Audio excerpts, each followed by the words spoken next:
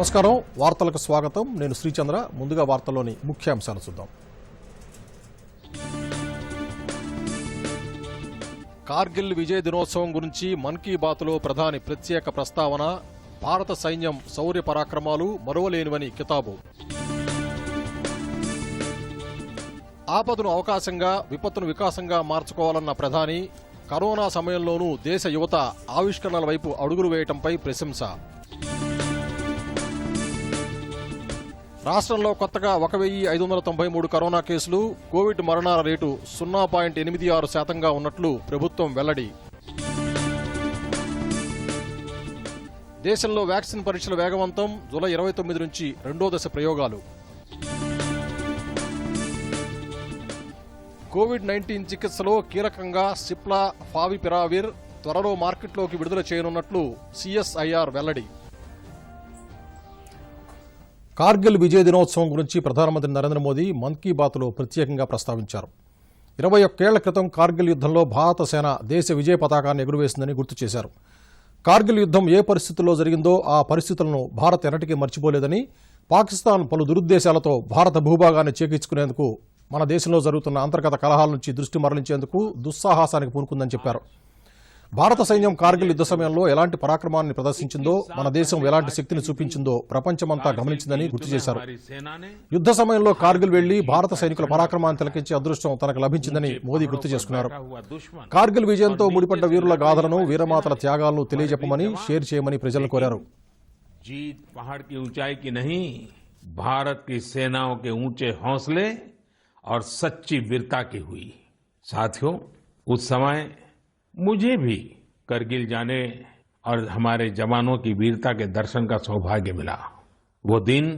मेरे जीवन के सबसे अनमोल क्षणों में से एक है मैं देख रहा हूं कि आज देश भर में लोग कारगिल विजय को याद कर रहे हैं सोशल मीडिया पर एक हैशटैग करेज इन करगिल के साथ लोग अपने वीरों को नमन कर रहे हैं जो शहीद हुए हैं उन्हें श्रद्धांजलि दे रहे हैं मैं आज सभी देशवासियों की तरफ से हमारे इन वीर जवानों के साथ साथ उन वीर माताओं को भी नमन करता हूं जिन्होंने मां भारती के सच्चे सपूतों को जन्म दिया కార్గిల్ యుద్ధ సమయంలో నాటి ప్రధాని అటల్ బిహారీ వాజ్పేయి ఎర్రకోట నుంచి చెప్పిన మాటలు నేటికి అనుసరణీయమని మోదీ పేర్కొన్నారు ఏదైనా సమయంలో ఏం చేయాలో తోచనప్పుడు సందిగ్ధ పరిస్థితి వచ్చినప్పుడు ఈ దేశపు కడు పేద నిస్సహాయుడి ముఖాన్ని గుర్తు తెచ్చుకోవాలని జాతిపిత మహాత్మాగాంధీ చెప్పిన విషయాన్ని అటల్జీ గుర్తు చేశారన్నారు యుద్ధ సమయంలో మనం చెప్పేవి చేసేవి సరిహద్దుల్లో ఎదురొడ్డి నిలిచే మన సైనికుడి మనోబలాన్ని అతని కుటుంబ సభ్యుల మనోబలాన్ని చాలా లోతుగా ప్రభావితం చేస్తాయని మోదీ అన్నారు అన్నిటికంటే ముందు దేశం అన్న భావన వల్ల ఐకమత్య సూత్రంతో ముందడుగు వేయాలన్నారు సోషల్ మీడియాలో దేశానికి తీవ్ర నష్టం కలిగించే విషయాలను ప్రోత్సహించడం తప్పని తెలిసినా మళ్లీ చేయడం సరికాదన్నారు ఈ రోజుల్లో యుద్ధం కేవలం సరిహద్దుల్లో మాత్రమే జరగదని దేశంలోని అనేక రంగాల్లో పోరాటం జరుగుతోందని వీటిల్లో ప్రతి దేశవాసికి తనదైన పాత్ర పోషించాల్సి ఉంటుందని గుర్తు చేశారు व्यक्ति की भलाई होगी या नहीं होगी गांधी जी के इस विचार से आगे बढ़कर अटल जी ने कहा था कि करगिल युद्ध ने हमें एक दूसरा मंत्र दिया है ये मंत्र था कोई महत्वपूर्ण निर्णय लेने से पहले हम ये सोचें कि क्या हमारा ये कदम उस सैनिक के सम्मान के अनुरूप है जिसने उन दुर्गम पहाड़ियों में अपने प्राणों की आहुति दी थी आइए अटल जी की आवाज में ही उनकी इस भावना को हम सुने समझे और समय की मांग है कि उसे स्वीकार करें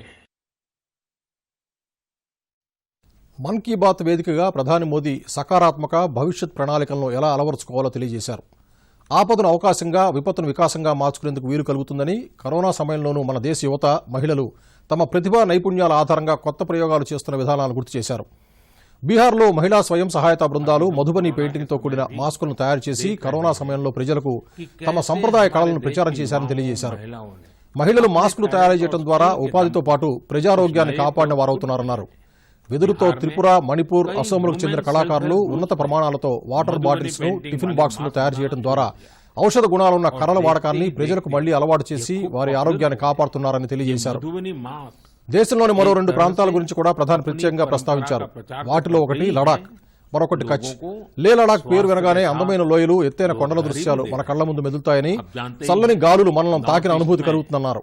ఇక కచ్ పేరు వినగానే ఎటు చూసినా ఎడారి, ఎటు చెట్లు చేమలు కనిపించిన దృశ్యాలు మన ముందు మెదులుతాయని చెప్పారు.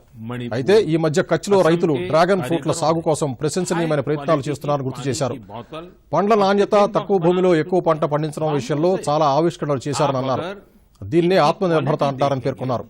तो भरोसा नहीं होगा कि बांस की बोतलें भी इतनी शानदार हो सकती हैं और फिर ये बोतलें इको फ्रेंडली भी हैं। इन्हें जब बनाते हैं तो बांस को पहले नीम और दूसरे औषधीय पौधों के साथ उबाला जाता है।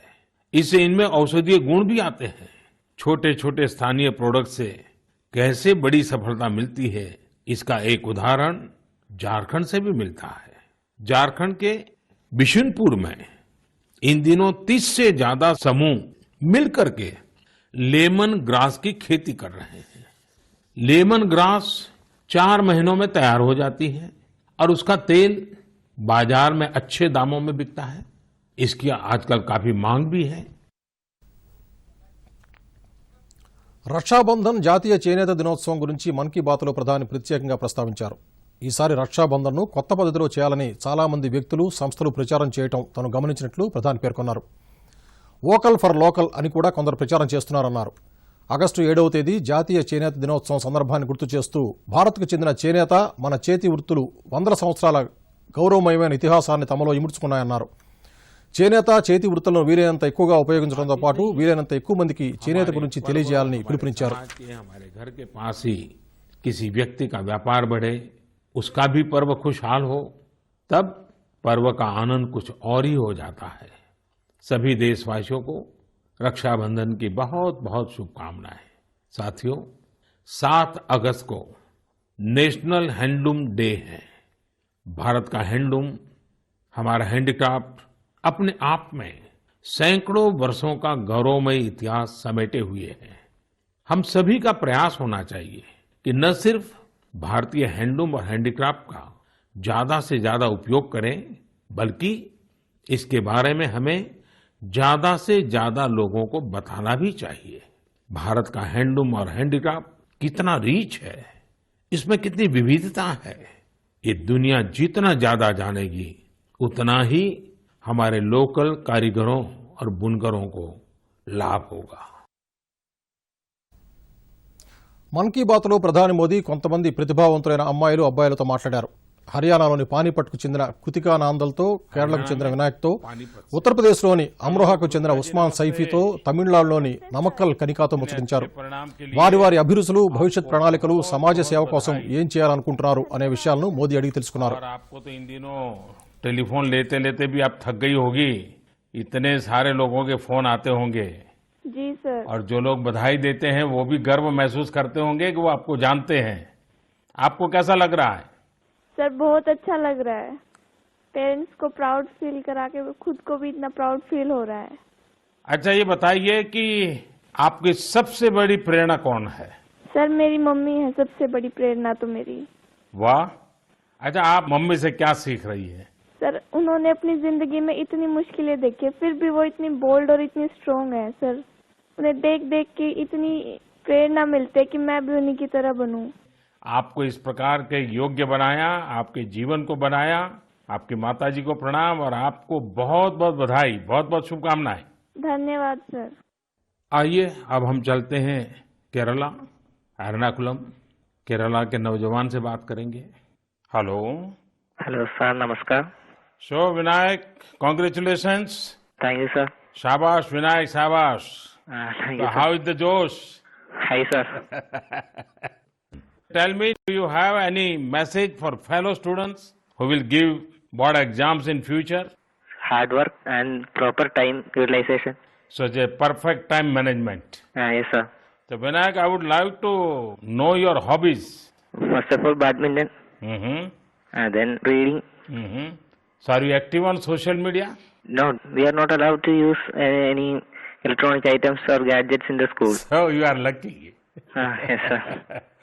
Well, Vinayak, congratulations again and wish you all the best. Thank you, sir. వానాకాలంలో సీజనల్ వ్యాధుల పట్ల ప్రజలు అప్రమత్తంగా ఉండాలని ప్రధాని మోదీ సూచించారు. రోగాల బారిన పడకుండా ఉండాలంటే పారిశుధ్యం విషయంలో ఎక్కువ శ్రద్ధ వహించాలన్నారు. రోగ నిరోధక శక్తి పెరిగే పదార్థాలను, ఆయుర్వేదిక కషాయాన్ని సేవించడం చేయాలన్నారు. కరోనా సమయంలో మనం ఇతర రోగాలకు దూరంగా ఉండాలని, మనం ఆసుపత్రుల చుట్టూ తిరగకుండా ఉండేలా పూర్తిగా శ్రద్ధ తీసుకోవాలని సూచించారు. బీహార్, అస్సోం వంటి రాష్ట్రాల్లోని చాలా ప్రాంతాలు వరదలు చాలా ఇబ్బందులు కలిగిస్తున్నాయని, ఒకవైపు కరోనా, మరోవైపు వరదలు కూడా సవాలే అని అన్నారు. ఈ పరిస్థితుల్లో అన్ని ప్రభుత్వాలు, ఎన్డీఆర్ఎఫ్ బృందాలు, రాష్ట్రాల విపత్తు నివారణ టీంలు, స్వచ్ఛంద సంస్థలు అన్ని చేతులు కలిపాయన్నారు. बारिश के मौसम में देश का एक बड़ा हिस्सा बाढ़ से भी जूझ रहा है. बिहार, असम जैसे राज्यों के कई क्षेत्रों में तो बाढ़ ने काफी मुश्किलें पैदा की हुई है. यानी एक तरफ कोरोना है तो दूसरी तरफ ये एक और चुनौती है. ऐसे में सभी सरकारें, एनडीआरएफ की टीमें, राज्य की आपदा नियंत्रण टीमें, स्वयंसेवी संस्थाएं सब एक साथ मिलकर जुटे हुए हैं. हर तरह से राहत और बचाव के काम कर रहे हैं. इस आपदा से प्रभावित सभी लोगों के साथ पूरा देश खड़ा है. లే లదాఖ్ మధ్యన ఉన్న ద్రాస్ సెక్టార్లోని పర్వతాలు మనకు ఎంతో ఉత్తేజపూరితమైన వీరుల కథలను తెలియజేస్తాయి. అక్కడ ఉన్న పర్వతాలన్నింటిలో పెద్దది టైగర్ హిల్. శత్రుదేశం పాకిస్తాన్ ఈ టైగర్ హిల్ను ఆక్రమించుకున్నప్పుడు దానిని స్వాధీనం చేసుకోవడానికి మన సైనిక వీరులు చేసిన పోరాటం ఎప్పటికీ ఉత్తేజపూరితమే. జూలై 3, 1999 పర్వతం మీద పాక్ ముష్కరులు, పర్వతం కింద మన సైనికులు. మొదట్లో కొన్ని చేదు అనుభవాలు ఎదురైన పర్వతం వెనుక నుండి మన సైనిక బృందం నిటారుగా 1000 అడుగుల శిఖరానికి చేరి పాక్ సైన్యాన్ని మట్టుపెట్టి టైగర్ హిల్ను స్వాధీనం చేసుకోవడంలో ఈ యుద్ధంలో మన విజయం ఖరారైంది. కార్గిల్ విజయ్ దివస్ సందర్భంగా యుద్ధంలో సైనికుల విన్యాసాలు, పరాక్రమాలను రాష్ట్రపతి రామ్నాథ్ కోవింద్, ఉపరాష్ట్రపతి వెంకయ్యనాయుడు, ప్రధాని మోదీ, రక్షణ మంత్రి రాజ్నాథ్ సింగ్ గుర్తు చేసుకున్నారు.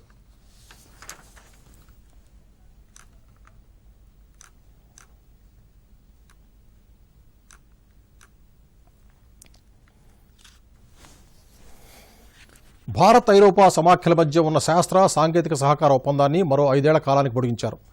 మొదటిగా ఈ ఒప్పందం నవంబర్ 23, 2001 కుదిరింది.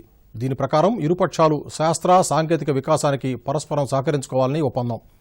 వర్చువల్గా జరిగిన ఈ కార్యక్రమంలో భారత బృందానికి ప్రధాని మోదీ నాయకత్వం వహించగా, యూరోపియన్ యూనియన్ తరపున కౌన్సిల్ అధ్యక్షుడు చార్లెస్ మిచెల్ మరియు యూరోపియన్ కమిషన్ అధ్యక్షులు ఉర్సులా వాన్ డెర్ లేయన్ నాయకత్వం వహించారు. ఆరోగ్య సంరక్షణ, నీరు, ఇంధనం, ఆహారం మరియు పోషణ వంటి సామాజిక సవాళ్ల పరిష్కారానికి నిర్దేశించిన ప్రాజెక్టులపై పెట్టుబడులు పెంచాలని ఈ సందర్భంగా అంగీకరించారు. కోవిడ్-19 సత్వర పరీక్షకు ఐఐటి ఖరగ్పూర్ ఒక నూతన సాంకేతికతను అభివృద్ధి చేసింది. వ్యాధి నిర్ధారణకు ఆర్టీసీ పీసీఆర్ మాదిరిగానే పరీక్షించడానికి ఒక నూతన కిట్ను అభివృద్ధి చేశారు. దీని ఖరీదు $400. ఒక కిట్తో ఎన్ని పరీక్షలైనా చేయవచ్చు. పరీక్షా ఫలితం రోగుల చరవాణికి గంటలోగా అందుతుంది. ఇంత చౌకలో ఇంత వేగంగా ఫలితాన్నిచ్చే కరోనా నిర్ధారణ కిట్ మరొకటి మార్కెట్లో లేదు. వెనుకబడిన ప్రాంతాల్లో దీని ఉపయోగం మరింతగా ఉంటుంది. దేశంలో కరోనా వైరస్ కేసులు భారీగా పెరిగిన నేపథ్యంలో ప్రధాని నరేంద్ర మోదీ ముఖ్యమంత్రులతో సమావేశం కావాలని నిర్ణయం తీసుకున్నారు.